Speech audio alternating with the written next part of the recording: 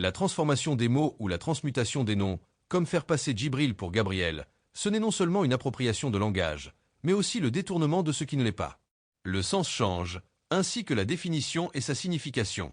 On dit Amen à la suite de la parole d'un homme, pour signifier un homme bien précis, le Christ qui nous exauce. Mais vous dites Amin, pour interpréter ce que vous voulez signifier, Baywat Amin. Je ne lis pas l'arabe, car l'écriture arabe est une écriture de serpent par sa morphologie. Par contre, j'interprète l'arabe par la traduction de celle-ci, et donc sa mise en lumière en un langage qui m'est propre.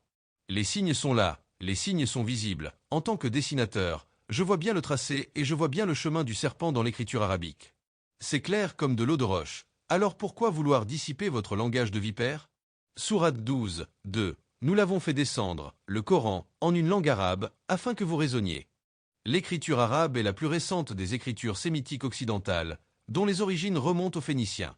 Elle est apparue au VIe siècle, dérivée de l'alphabet araméen et nabatéen. Le mot phénicien pour dire une divinité était Baal, qui signifie Seigneur, ou El qui signifie Dieu. En araméen, le mot Dieu se dit Elaha ou Allah, pour faire la connexion avec l'arabe qui est issu de la même région sémite. Ce terme Allah est de même origine sémitique que le mot arabe Allah et les mots hébreux El ou Elohim. L'alphabet arabe dérive de l'alphabet araméen via des variantes comme le nabatéen et le syriaque, ce qui explique certaines similitudes entre les écritures. L'arabe, l'araméen, l'hébreu et le phénicien appartiennent chacune à la famille des langues sémitiques. Qui était Sem? Dans la Bible, Sem est l'un des 3 fils de Noé, ancêtre de tous les peuples sémites, dont Abraham et Israël. Il est célèbre pour avoir, avec son frère Japheth, couvert leur père ivre et dénudé, entraînant la malédiction de leur frère Cham et de son fils Canaan. Les fils de Sem furent Élam, Assur, Arpachshad, Lud et Aram. Les fils d'Aram, Uts, Hul, Guété et Mash. Arpachshad engendra Shélak, et Shélak engendra Hébé. Il naquit à Hébé 2 fils. Le nom de l'un était Péleg, parce que de son temps la terre fut partagée, et le nom de son frère était Joktan. Joktan engendra Almodad, Shélef, Hatsarmavet, Jérak, Adoram, Uzal, Dikla, Obal, Abimaël, Séba, Ophir, Avila et Jobab. Tous ceux-là furent fils de Joktan. Ils habitèrent depuis Mécha, du côté de Séphar, jusqu'à la montagne de l'Orient. Ce sont là les fils de Sem, selon leur famille, selon leur langue, selon leur pays, selon leur nation. La tradition juive considère Sem comme l'ancêtre fondateur des peuples sémites, dont font partie les Hébreux, les Arabes, les Phéniciens et les Assyriens. En récompense de la piété de ses fils, Noé bénit Sem en disant « Béni soit l'Éternel, le Dieu de Sem, et que Canaan soit leur esclave. » C'est de la lignée de Sem, par l'intermédiaire de son petit-fils Arpachshad et de son arrière-petit-fils Hébé, qu'est issue la lignée d'Abraham, le patriarche d'Israël. La disparité se fera dans les enfants d'Abraham, où la Bible et le Coran se contredisent dans l'héritage entre Ismaël et Isaac. De là sont issus les conflits judéo-musulmans. D'une part, dans la Bible, Isaac est le fils légitime et le seul héritier de l'Alliance, considéré comme l'ancêtre des Hébreux. De l'autre, le Coran, quant à lui, met en avant Ismaël, premier-né d'Abraham, comme l'ancêtre des Arabes et des prophètes qui ont transmis l'héritage spirituel. Une autre différence majeure est le fils d'Abraham qu'Allah commande de sacrifier, étant Isaac dans la Bible et Ismaël dans le Coran. Il est vrai que le premier-né d'Abraham est Ismaël, mais c'est pas lui qui est identifié comme le fils soumis à l'épreuve du sacrifice. Isaac est le fils légitime d'Abraham et de Sarah, la femme promise par Dieu. Il est le seul héritier de l'Alliance et le père de Jacob, l'ancêtre des Israélites. Ismaël est le premier-né d'Abraham et de Hagar, la servante égyptienne de Sarah.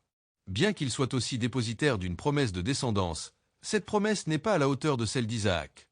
De plus, le Coran ne nomme pas le fils qu'Abraham a été chargé de sacrifier, mais les indices du récit coranique conduisent les exégètes à identifier le fils magnanime comme étant Ismaël.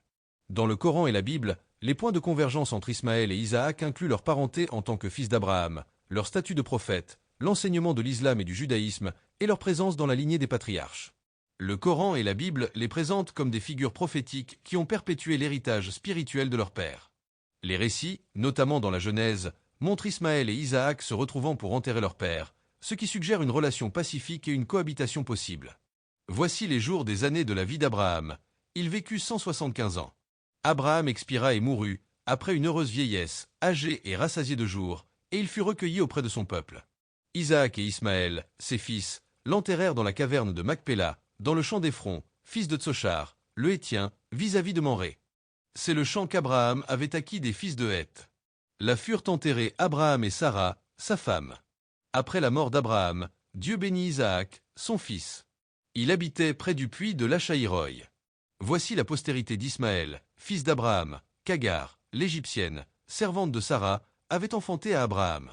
Voici les noms des fils d'Ismaël, par leurs noms, selon leur génération: Nébajot, premier-né d'Ismaël, Kédar, Adbil, Mipsam, Mishma, Duma, Massa, Hadad, Théma, Jetur, Naphish et Kedma. Ce sont là les fils d'Ismaël, ce sont là leurs noms, selon leurs parcs et leurs enclos. Ils furent les 12 chefs de leur peuple. Et voici les années de la vie d'Ismaël, 137 ans. Il expira et mourut, et il fut recueilli auprès de son peuple. Ses fils habitèrent depuis Havila jusqu'à Shur, qui est en face de l'Égypte, en allant vers la Syrie. Il s'établit en présence de tous ses frères.